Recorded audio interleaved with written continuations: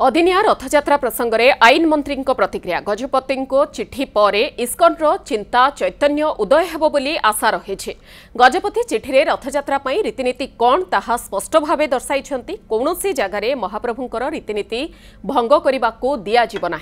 इस्कन कौन उत्तर देउछि ताकू अपेक्षा रही नहेले आईनगत पदक्षेप नेबु बोली कहिसेंति आईन मंत्री पृथ्वीराज हरिचंदन।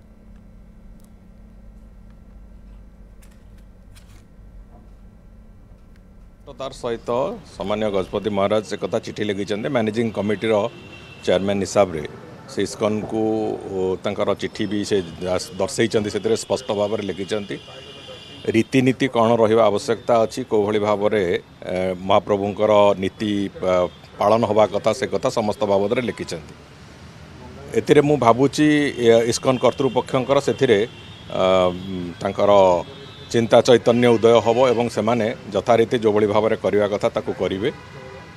अंततः कौन सी जगार महाप्रभुंकर जो निर्धारित रीतिनीति को कंट्राडिक्ट कला भाया कौन सी कथा को सुजोग दिज्व ना एवं जो कथा आम आगुरी भी कही ए बाबद में कौन से उत्तर दौरान आम अपेक्षा करुँ